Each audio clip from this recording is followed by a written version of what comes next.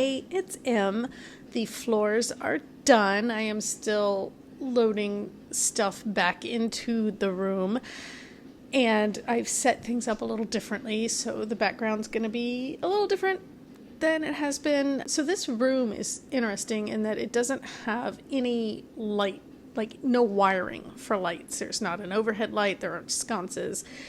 And so the only light really comes in through the windows.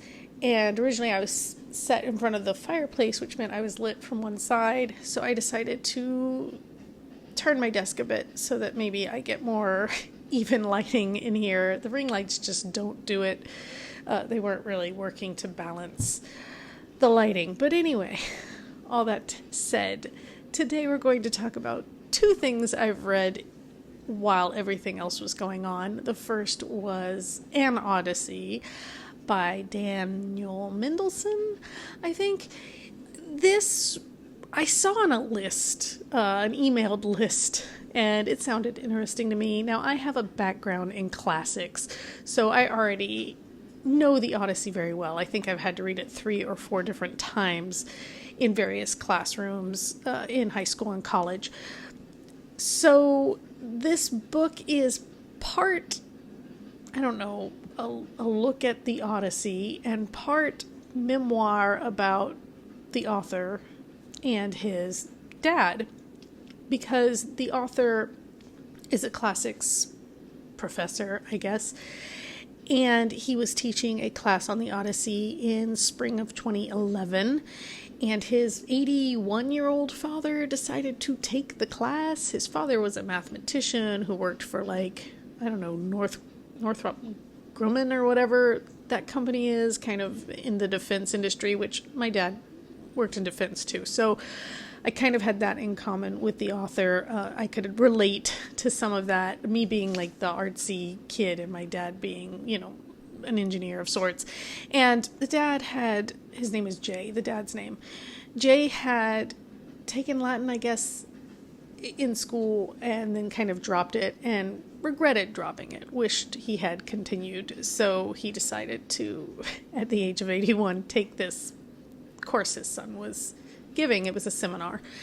And so the story is of the seminar, of going through the various books of the Odyssey and kind of writing parallels between the story and realizations the author came to about his relationship with his dad and his family, I guess, and things like that. It was interestingly done. I thought it was well done. It was well blended. I already know a lot about the Odyssey, so that stuff wasn't a revelation to me. And then at the same time, if somebody read this without knowing the Odyssey, I don't know how much they would get out of it, just because even though it goes into detail about the Odyssey, I don't know. I think you have to be at a very specific place of understanding of classics before this book is going to mean a whole lot to you. The other part of the book is that after the class, the author and his dad did a cruise together, retraced the Odyssey cruise, and so there's parts about them taking this vacation together, the dad who never traveled because his wife didn't like to travel, how that plays out, let's say. And yeah, I mean, I gave it 3 stars. It was probably 3.5, but not really quite up to rounding up to 4. I found it, like I said, interesting. Some of it, I don't want to say it's repetitive, but maybe he tries to press the point a little too hard, or there are parts of it where he reiterates things, which I think is a teacher thing, maybe.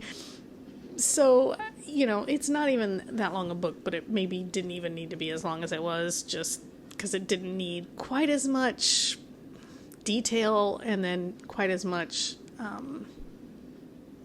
over information, maybe. I don't know.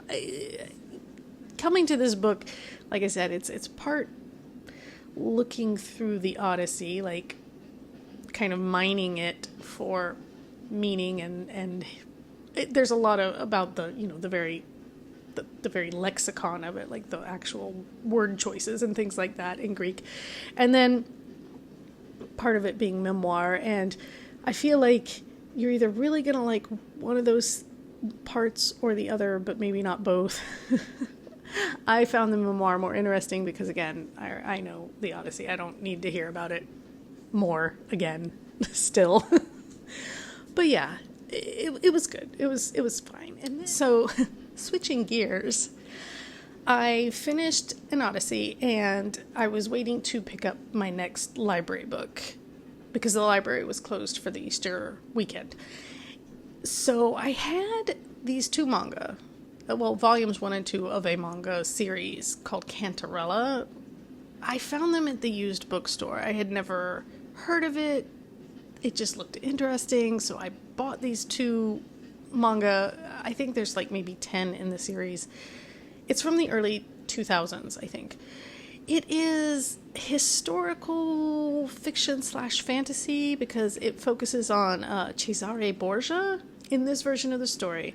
Cesare's soul was sold to the devil when he was born because his cardinal father wants to become pope, and I guess in order to do that he needed to make this deal with the devil kind of thing. So Cesare has these creatures, these black creatures that kind of follow him around that only he and a few other people can actually see or sense.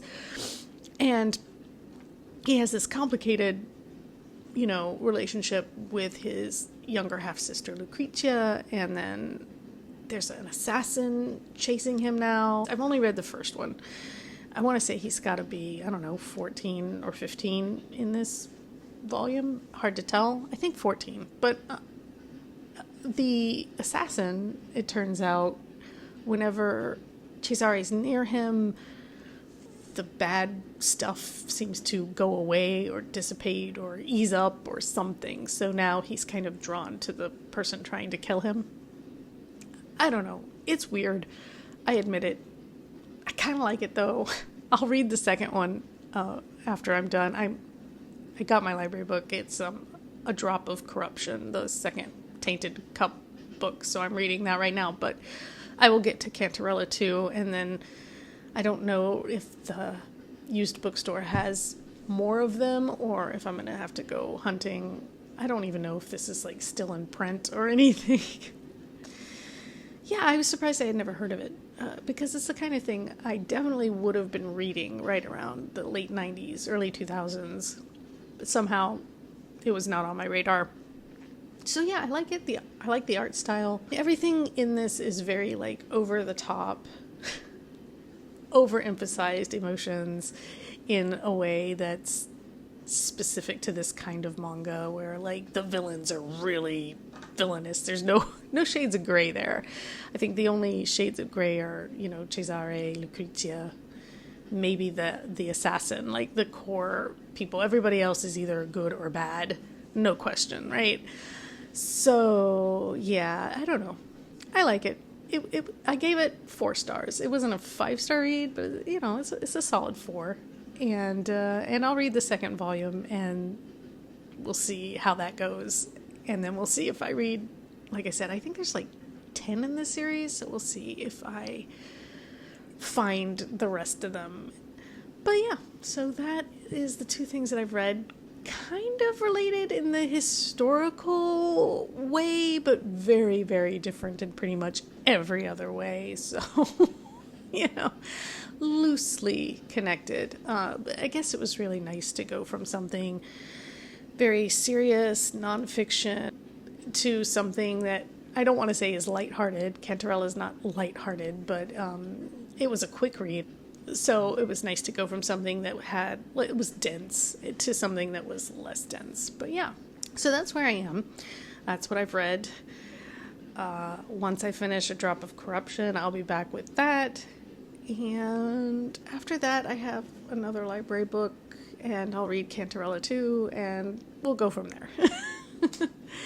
So, let me know if you've read either of these books, if you have any feelings about them or about other manga that have maybe historical figures but a twist on them. I know Rose of Versailles was a very popular one back in the day.